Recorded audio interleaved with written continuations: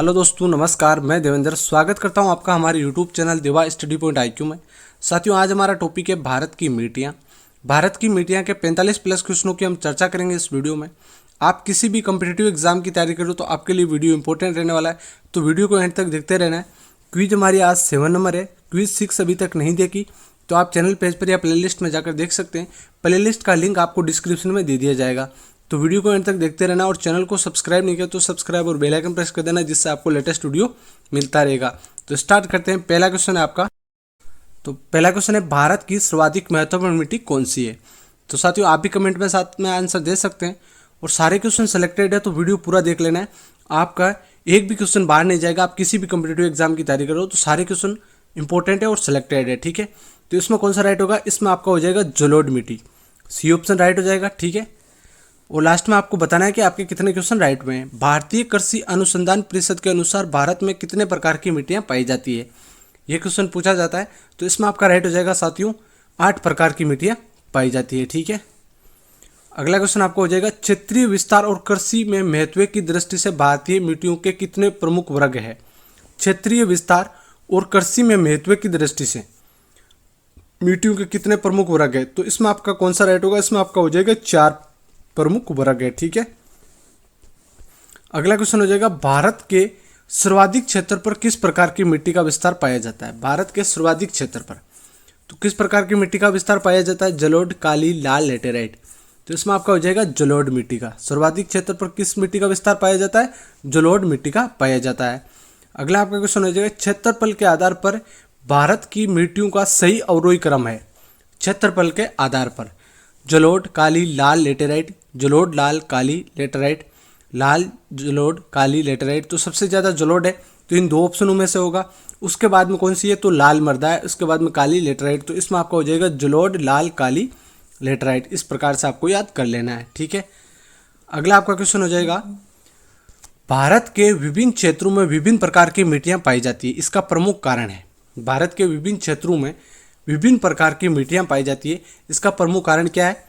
तो इसमें कौन सा होगा, इसमें आपका हो जाएगा जलवायु, संरचना एवं उच्चावच की विविधता के कारण विभिन्न क्षेत्रों पर विभिन्न प्रकार की मिट्टियाँ पाई जाती है, ठीक है। अगला क्वेश्चन आपका हो जाएगा, तटीय मैदानों और उत्तर भारत के मैदानों में उत्कृष्ट मृदा है। तटीय मैदानों और उत्तर भारत के मैदानों में उत्कृष्ट मृदा है, कौन सी मृदा है, जलोढ़, रुक्ष, शुष्क, काली या लाल। तो साथियों, तटीय मैदानों में उत्तर भारत के मैदानों में कौन सी मृदा है, जलोढ़ मृदा है साथियों, ठीक है। अगला क्वेश्चन हो जाएगा, नवीन जलोढ़ मिट्टी को अन्य किस नाम से जाना जाता है। नवीन जलोढ़ मिट्टी को, ठीक है, जो नई जलोढ़ मिट्टी होती है उसको अन्य नाम से किस नाम से जाना जाता है, खादर, बांगर, कल्लर, रेगूर। ये इंपॉर्टेंट क्वेश्चन है, हर एग्जाम में पूछा जाता है, तो आपको याद कर लेना है नवीन जलोढ़। तो नवीन जलोढ़ खादर मिट्टी को अन्य नाम से जाना जाता है। और अगला आपका क्वेश्चन है, पुरानी जलोढ़ मिट्टी को अन्य किस नाम से जाना जाता है। तो ये भी इंपॉर्टेंट क्वेश्चन है, इसमें आपका हो जाएगा बांगर, ठीक है। पुरानी बांगर और नवीन खादर, ये आपको याद कर लेना है साथियों, ठीक है। जैसे नदियाँ बहती है, जो नई मिट्टी होती है उसको क्या कहते हैं, खादर कहते हैं। और जो पुरानी हो जाती है, नदियाँ बहने के बाद में पुरानी हो जाती है, जो मिट्टियाँ काफ़ी सालों से पड़ी है पुरानी नदियों की, उसको कहते हैं बांगर। तो इस प्रकार से आपको याद कर लेना है, ठीक है। अगला क्वेश्चन आपको हो जाएगा, भारत के उत्तरी मैदान की मृदा सामान्यतः कैसे बनी है। भारत की उत्तरी मैदान की मृदा सामान्यतः कैसे बनी है, तलावचन से, तलोचन से, स्वास्थान अपचयन से या अपर्दन द्वारा। तो इसमें आपका हो जाएगा तलोचन से, ठीक है। भारत की उत्तरी मैदान की मृदा सामान्यतः कैसे बनी है, तो तलोचन से बनी है। बी ऑप्शन आपका इसमें राइट हो जाएगा। अगला क्वेश्चन हो जाएगा, गंगा के जलोढ़ मिट्टी की भूमि सतह के नीचे है लगभग। गंगा के जलोढ़ मिट्टी की भूमि सतह के नीचे लगभग कितनी है, 600 मीटर, 6000 मीटर, 800 मीटर, 100 मीटर। याद कर लेना आपको 600 मीटर तक, ठीक है। गंगा के नीचे जलोढ़ मिट्टी है वो 600 मीटर तक नीचे है साथियों, ठीक है। एक जलोढ़ मिट्टी, एक जैसी मिट्टी, ठीक है। अगला क्वेश्चन हो जाएगा, गंगा के मैदानों की पुरानी कछारी मिट्टी कहलाती है। जो गंगा के मैदानों की पुरानी कछारी मिट्टी है वो कहलाती है बांगर, खादर, कल्लर, रेगुड़। तो आपका हो जाएगा बांगर, पुरानी मिट्टी है तो बांगर। और निम्नलिखित में से किस प्रकार की मिट्टी के लिए न्यूनतम उर्वरक की आवश्यकता होती है? निम्नलिखित में से किस प्रकार की मिट्टी के लिए न्यूनतम उर्वरक की आवश्यकता होती है? तो इसमें आपका हो जाएगा जलोढ़ मिट्टी को।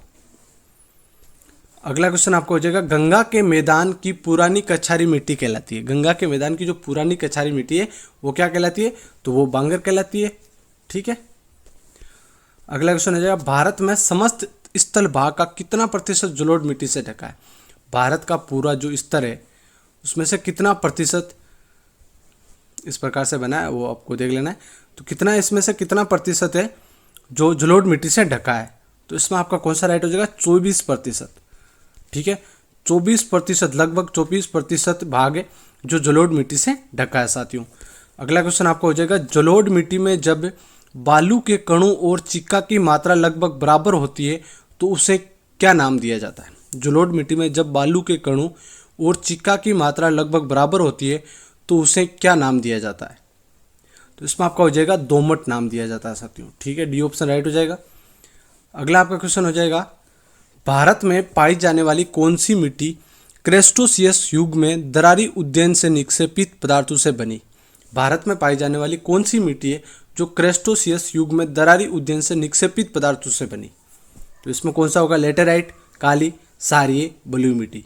तो इसमें आपका हो जाएगा काली मिट्टी साथियों। ठीक है, बी ऑप्शन राइट हो जाएगा। और काली मिट्टी सबसे ज़्यादा कौन से राज्य में? तो महाराष्ट्र में। ये भी आपको साथ में याद कर लेना है। अगला क्वेश्चन हो जाएगा निम्न में से कौन सी मिट्टी प्रायद्वीपीय भारत में अधिकतम क्षेत्र में विस्तृत है? प्रायद्वीपीय भारत में। अब प्रायद्वीपीय भारत कहाँ से कहाँ तक है? लगभग इस प्रकार से बना, यहाँ पर प्रायद्वीपीय भारत है साथियों। ठीक है, तो प्रायद्वीपीय भारत में कौन सी मिट्टी सबसे ज़्यादा है? काली, लेटेराइट, लाल, जलोढ़। तो इस प्रकार से आपको याद कर लेना है, नक्शा बना के याद करोगे तो ज़्यादा याद होगा। काली मिट्टी है साथियों। प्रायद्वीपीय भारत में अधिकतम क्षेत्र में कौन सी मिट्टी है? काली मिट्टी है। अगला क्वेश्चन आपका हो जाएगा कपास की खेती के लिए सर्वोत्तम मिट्टी होती है? कपास की खेती के लिए ये भी आपका काली मिट्टी हो जाएगा। ठीक है, कपास, काली, ये इस प्रकार से याद कर लेना है। अगला आपका क्वेश्चन हो जाएगा लावा के प्रवास से किस मिट्टी का निर्माण हुआ? लावा के प्रवास से, तो लावा के प्रवास से भी काली मिट्टी का निर्माण हुआ है, ये भी आपको याद कर लेना है। ठीक है, अगला क्वेश्चन हो जाएगा काली मिट्टी का विस्तार पाया जाता है, जो भी हमने बात की थी, महाराष्ट्र, मध्य प्रदेश, गुजरात। सबसे ज़्यादा महाराष्ट्र में पाई जाती है और मध्य प्रदेश, गुजरात तीनों राज्यों में पाई जाती है। तो इनमें सभी में, ठीक है, काली मिट्टी का विस्तार कहाँ पर पाया जाता है? सभी में। प्रायद्वीपीय भारत में सबसे ज़्यादा काली मिट्टी पाई जाती है, तो प्रायद्वीपीय भारत में महाराष्ट्र, मध्य प्रदेश, गुजरात के भाग आते हैं। तो इसमें आपका तीनों राइट हो जाएंगे, डी ऑप्शन राइट हो जाएगा। अगला क्वेश्चन हो जाएगा रेगुड़ मृदा किसकी कृषि के लिए सर्वाधिक उपयुक्त है? रेगुड़ मृदा, मूंगफली, कपास, तंबाकू, गन्ना। तो रेगुड़ मृदा किसकी कृषि के लिए सर्वाधिक उपयुक्त है? तो आपका हो जाएगा कपास। रेगुड़ मृदा किसकी कृषि के लिए? कपास के लिए। ठीक है, अगला क्वेश्चन आपका हो जाएगा निम्नलिखित में से कौन सी मिट्टी जैव पदार्थों से भरपूर होती है? जैव पदार्थों से, वो काली, मखरली, लाल, जलोढ़। तो इसमें आपका हो जाएगा काली मृदा है, वो जैव पदार्थों से भरपूर होती है साथियों। ठीक है, अगला क्वेश्चन हो जाएगा काली मिट्टी के संबंध में निम्न में से कौन सा कथन असत्य है? 3 कथन सही है, एक कथन इनमें से गलत है। तो वो 3 कथन आपके 3 क्वेश्चन हो जाएंगे, याद हो जाएंगे साथ में। ठीक है, तो इसमें कौन सा होगा? काली मिट्टी कपास की वृद्धि के लिए आदर्श होती है, बिल्कुल राइट है। इसमें आर्द्रता को अधिक समय तक धारण करने की क्षमता होती है, राइट है। सूखने पर काली मिट्टी में दरारें पड़ जाती है, ये क्वेश्चन बहुत बार पूछा जाता है। तो इसमें आपका काली मिट्टी, इससे ये भी राइट हो जाएगा। इसकी जुताई अधिक करनी पड़ती है, ये बिल्कुल गलत है। तो इसमें कौन सा राइट हो जाएगा? डी ऑप्शन राइट हो जाएगा। ठीक है, इसमें इसकी जुताई अधिक करनी पड़ती है, तो ये गलत हो जाएगा इसमें। ठीक है, असत्य कथन है इसका, यह आपको याद कर लेना है। अगला क्वेश्चन है भारत में निम्नलिखित मृदाओं में से कौन सी बेसाल्ट लावा के अपक्षय के कारण निर्मित हुई है? लेटेराइट मृदा, रेगुड़ मृदा, लाल मृदा, जलोढ़ मृदा। तो इसमें कौन सा होगा? भारत में निम्नलिखित मृदाओं में से कौन सी बेसाल्ट लावा के अपक्षय के कारण निर्मित हुई है? वो कौन सी मृदा है? वो है साथियों रेगुड़ मृदा। ठीक है, बी ऑप्शन आपका इसमें राइट हो जाएगा। अगला क्वेश्चन हो जाएगा किस मिट्टी में कृषि के लिए सिंचाई की आवश्यकता नहीं होती है? ऐसी कौन सी मिट्टी है जिसमें सिंचाई की आवश्यकता होती नहीं है? लाल, काली, जलोढ़, लेटेराइट। तो साथियों काली मिट्टी में सिंचाई की आवश्यकता नहीं होती है, मतलब बहुत कम मात्रा में होती है। तो ये आपका बी ऑप्शन राइट हो जाएगा। अगला क्वेश्चन हो जाएगा भारत में काली कपासी मिट्टी को किस स्थानीय नाम से जाना जाता है? भारत में काली कपासी मिट्टी को किस स्थानीय नाम से जाना जाता है? तराई बांगर खादर रेगुड़, तो आपका इसमें हो जाएगा रेगुड़। भारत में काली कपासी मिट्टी को किस स्थानीय नाम से जाना जाता है? तो रेगुड़ नाम से जाना जाता है, ये आपको याद कर लेना है। अगला हो जाएगा निम्नलिखित में से किस मिट्टी के बारे में ये कहा जा सकता है कि इसकी जुताई स्वतः होती रहती है? वह कौन सी मिट्टी है जिसकी जुताई स्वतः होती रहती है? तो वो काली मिट्टी है साथियों, ठीक है। ये क्वेश्चन इंपॉर्टेंट है, सारे याद कर लेना है। साथ में भारत में लाल मिट्टी का सर्वाधिक विस्तार पाया जाता है। लाल मिट्टी का विस्तार कहाँ पाया जाता है? मध्य प्रदेश छत्तीसगढ़ में, उड़ीसा पश्चिम बंगाल में, आंध्र प्रदेश तमिलनाडु में, राजस्थान गुजरात में। तो लाल मिट्टी का विस्तार कहाँ पर पाया जाता है? तो आंध्र प्रदेश और तमिलनाडु में लाल मिट्टी का विस्तार पाया जाता है, ये आपको याद कर लेना है। प्रायद्वीपीय भारत में क्षेत्रीय मृदा के निम्न प्रकारों में से कौन सा है? प्रायद्वीपीय भारत में क्षेत्रीय मृदा के निम्न प्रकारों में से कौन सा है? जलोढ़ मृदा, लाल और पीली मृदा, वन मृदा, खारी मृदा। तो साथियों इसमें आपका हो जाएगा लाल और पीली मृदा। प्रायद्वीपीय भारत में क्षेत्रीय मृदा के निम्न प्रकार है, कौन सा है? तो लाल और पीली मृदा है, ठीक है। तमिलनाडु के 2/3 क्षेत्र पर किस मिट्टी का विस्तार है? जो तमिलनाडु राज्य है उसके 2/3 क्षेत्र, ठीक है, क्षेत्र में से किस मिट्टी का विस्तार ज़्यादा है पाया जाता है? तो लाल मिट्टी, काली मिट्टी, लेटेराइट या जलोढ़ मिट्टी। तो लाल मिट्टी का विस्तार 2/3 क्षेत्र पर तमिलनाडु में पाया जाता है साथियों, ठीक है। लाल मिट्टी के संबंध में कौन सा कथन असत्य है? अब लाल मिट्टी के 3 क्वेश्चन आपको यहाँ पर राइट करना है, 3 क्वेश्चन आपको याद हो जाएंगे यहाँ पर। तो इसमें कौन सा होगा? लोहा ऑक्साइड की उपस्थिति के कारण इसका रंग लाल होता है, बिल्कुल राइट है। ये शुष्क और आर्द्र क्षेत्रों में पाई जाती है, बिल्कुल राइट है। और ये अधिकांशतः तमिलनाडु और आंध्र प्रदेश में पाई जाती है, बिल्कुल राइट है। ये मिट्टी नदी घाटियों में पाई जाती है, बिल्कुल गलत है। नदी घाटियों में जलोढ़ मिट्टी पाई जाती है, ये मिट्टी नहीं पाई जाती है। तो इस प्रकार से आपका ये कथन असत्य, डी ऑप्शन एक सत्य हो जाएगा इसमें, ठीक है। आपको याद कर लेना है, ये 3 क्वेश्चन आपके इससे याद कर लेना है। अगला आपका क्वेश्चन हो जाएगा लेटेराइट मिट्टी महत्वपूर्ण रूप से पाई जाती है। लेटेराइट मिट्टी महत्वपूर्ण रूप से पाई जाती है, कहाँ पर पाई जाती है? मालाबार तटीय क्षेत्र में, कोरोमंडल तटीय क्षेत्र में, बुंदेलखंड में या बघेलखंड में। तो आपका हो जाएगा मालाबार तटीय क्षेत्र में। लेटेराइट मिट्टी महत्वपूर्ण रूप से कहाँ पाई जाती है? मालाबार तटीय क्षेत्र में पाई जाती है। अगला क्वेश्चन हो जाएगा किस मिट्टी में लोहे और एल्यूमिनियम की ग्रंथियाँ पाई जाती है? किस मिट्टी में लोहे और एल्यूमिनियम की ग्रंथियाँ पाई जाती है? ये भी इंपॉर्टेंट क्वेश्चन है। काली, जलोढ़, लाल, लेटेराइट। तो लेटेराइट मिट्टी में एल्यूमिनियम की ग्रंथियाँ, लोहे और एल्यूमिनियम की ग्रंथियाँ पाई जाती है साथियों।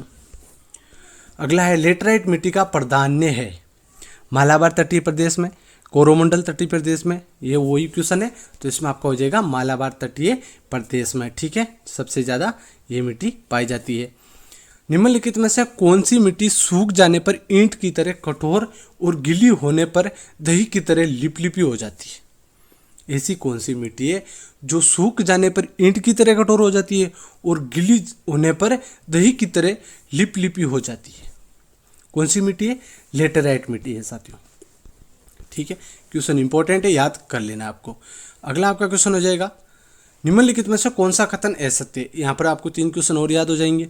लेटेराइट मिट्टी सामान्यतः अधिक वर्षा वाले क्षेत्रों में पाई जाती है, बिल्कुल है, राइट है।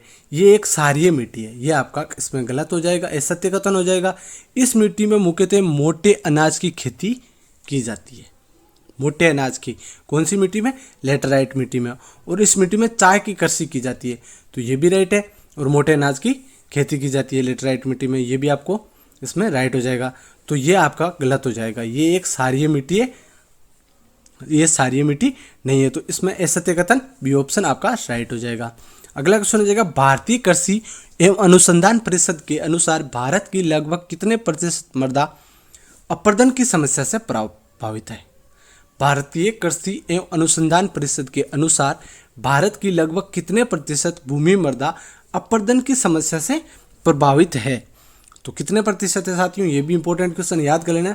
60% मृदा है वो अपरदन की समस्या से प्रभावित है। इंपॉर्टेंट क्वेश्चन याद कर लेना है। अगला क्वेश्चन हो जाएगा धान की खेती के लिए सर्वाधिक आदर्श मृदा कौन सी है? धान की खेती के लिए आदर्श मृदा कौन सी है? तो इसमें आपका हो जाएगा जलोढ़ मृदा है। धान की खेती के लिए सबसे आदर्श, सर्वाधिक आदर्श मृदा कौन सी होगी? जलोढ़ मृदा होगा। अगला हो जाएगा निम्नलिखित में से किस राज्य में लेटेराइट मिट्टी पाई जाती है? किस राज्य में लेटेराइट मिट्टी पाई जाती है। ये भी इंपॉर्टेंट क्वेश्चन है। महाराष्ट्र, राजस्थान, केरल, उत्तर प्रदेश। तो केरल राज्य में लेटराइट मिट्टी पाई जाती है। अगला क्वेश्चन हो जाएगा मृदा अपरदन रोका जा सकता है। मृदा अपरदन होता है वो रोका जा सकता है किस कारण से? अति चराई द्वारा, वनस्पति उन्मूलन द्वारा, वन रोपण द्वारा, पक्षी संख्या में वृद्धि द्वारा। तो आपका हो जाएगा वन रोपण द्वारा। मृदा अपरदन हो रहा है वो कैसे रोका जाता है, रोका जा सकता है? तो आपका वन रोपण के द्वारा साथियों। पेड़ पौधे ज़्यादा लगाने से, वन रोपण से मृदा अपरदन रोका जा सकता है। रेगुड़ मिट्टी का दूसरा नाम है। रेगुड़ मिट्टी का दूसरा नाम क्या है? काली मिट्टी। काली मिट्टी का दूसरा नाम रेगुड़। ये आपको याद कर लेना है।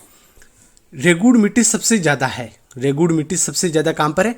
तो आपका मैंने बताया था महाराष्ट्र में है साथियों। ठीक है। निक्षालन और ऑक्सीकरण द्वारा निर्मित मृदा कौन सी है? निक्षालन और ऑक्सीकरण द्वारा निर्मित मृदा कौन सी है? तो इसमें आपका हो जाएगा मखरला। मखरला मिट्टी है साथियों। अगला क्वेश्चन हो जाएगा किस प्रकार की मिट्टी में कार्बनिक पदार्थ की अधिकता होती है? किस प्रकार की मिट्टी में कार्बनिक पदार्थ की अधिकता होती है? तो आपका हो जाएगा काली मृदा में साथियों। ठीक है। अगला आपका क्वेश्चन हो जाएगा निम्नलिखित राज्यों में किस में भारत की सबसे बड़ी अंतर्देशीय लवणीय आर्द्र भूमि है? निम्नलिखित राज्यों में से किस में भारत की सबसे बड़ी अंतर्देशीय लवणीय आर्द्र भूमि है? तो साथियों इसमें आपका राइट हो जाएगा राजस्थान में। ठीक है। और राजस्थान भारत का सबसे बड़ा राज्य है। ये भी आपको साथ में याद कर लेना है। साथियों वीडियो कैसा लगा लाइक शेयर सब्सक्राइब करें और वीडियो को शेयर करें। और जो पिछले टॉपिक अभी तक नहीं देखे, टॉपिक वाइज हम चल रहे हैं, तो टॉपिक नहीं देखे तो वो भी आपको देख लेना है। धन्यवाद। जय हिंद।